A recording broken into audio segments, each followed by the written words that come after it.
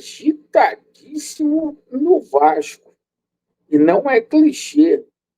Hoje a gente terá a situação do leilão das ações da 777 Partners lá nos Estados Unidos da América. E vai ser um dia com uma repercussão muito grande. A gente vai falar muito sobre essa situação envolvendo este leilão.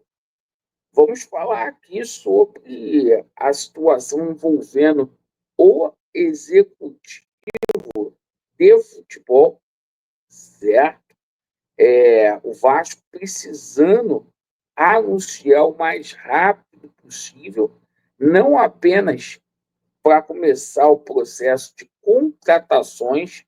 Ontem, 2 atacantes foram especulados aí no Vasco da Gama, mas também para iniciar o processo de renovação de contrato de alguns jogadores que estão aí pendentes, certo?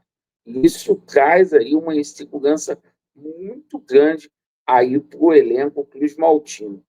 E a gente vai falar aqui sobre o dossiê do Felipe.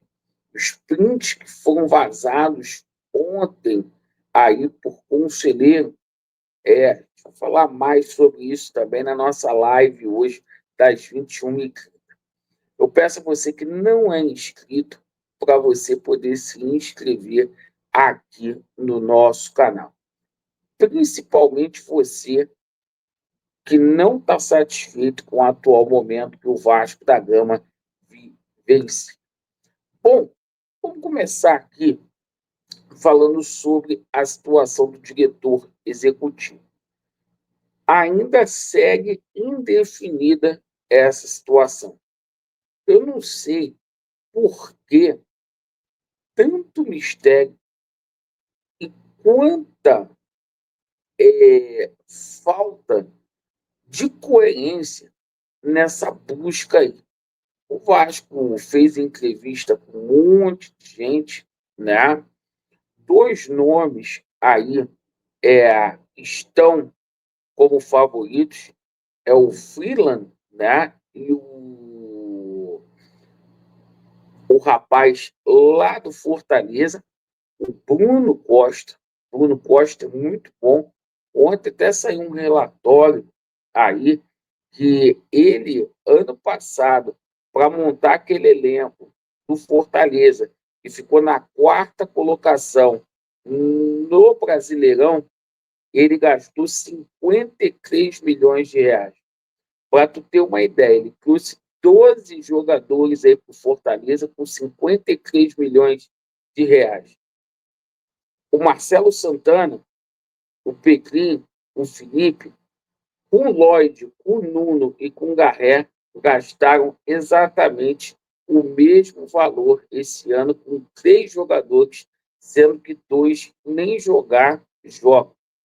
Essa situação segue aí indefinida já há um mês, desde que o Marcelo Santana deixou o Vasco da Gama.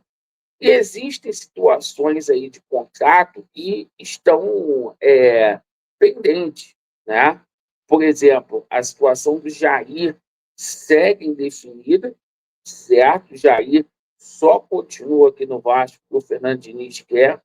Pela diretoria já teria dado carta branca para o Jair procurar o clube. O Puma, da mesma forma. Situação aí do Léo Jardim, que segue aí indefinida. Acho que está faltando ali uma pessoa com mais expertise para poder simplesmente fazer essa negociação. Enfim, tem muita coisa de renovação de contrato pendente. Bom, e mais uma coisa aqui que a gente passa para vocês. Ontem, a gente teve aí um informativo que o Vasco sondou o artilheiro da Série B, o Pedro Rocha. Isso mesmo, informação que veio lá do canal Atenção Vascaínos, O Vasco foi atrás do Pedro Rocha para buscar informações. Amigo, se esse for o tipo de jogador, tá? Que o Vasco está correndo atrás, porque saiu uma informação que o Vasco já tem 2 reforços fechados. Irmão, se for esse tipo de jogador que o Vasco for atrás, a gente vai passar raiva. Aí o pessoal vai falar assim, pô, o cara jogou no Grêmio, jogou no Flamengo. Pô, tá lá na equipe do Remo e o Remo não tem feito uma boa campanha na Série B. Bom, a situação é a seguinte, eu fico até num desespero muito grande, porque, assim, outra informação que saiu ontem foi que o jogador Carlos Júnior, né? Esse aí falaram que está por detalhes, né? O jogador ali que tem contrato até 2027, que está avaliado em 4,5 milhões. Jogador que pertence ao Al-Shabaab, e o Al-Shabaab emprestou ao Neon, certo? Lá da Arábia. A situação é a seguinte, aposta também, certo? Então, assim,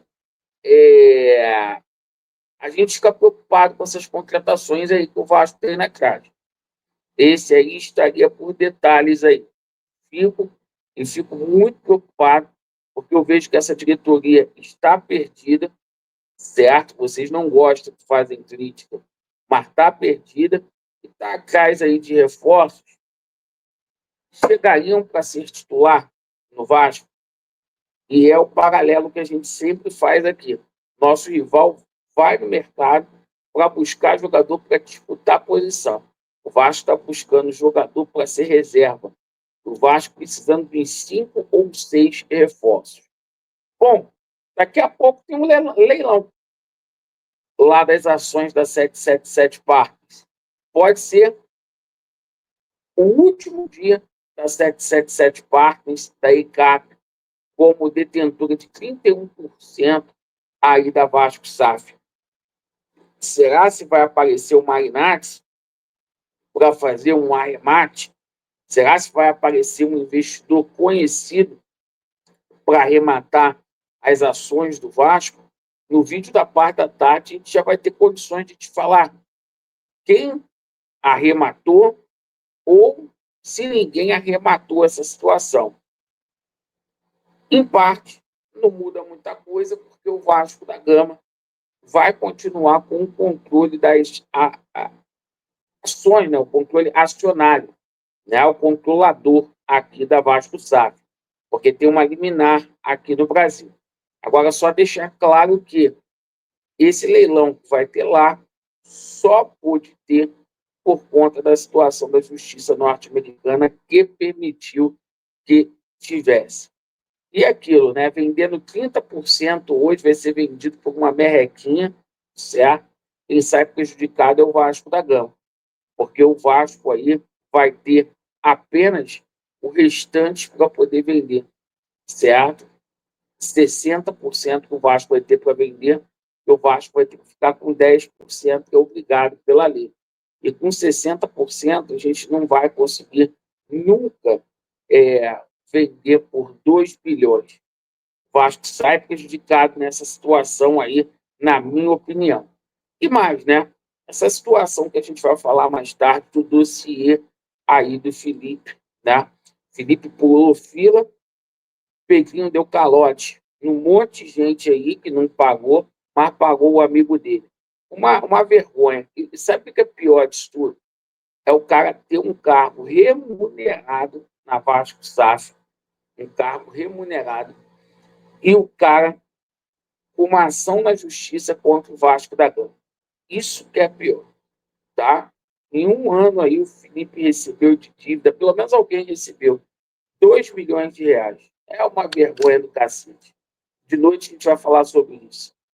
Vasco neles e a verdade prevalecerá. Valeu.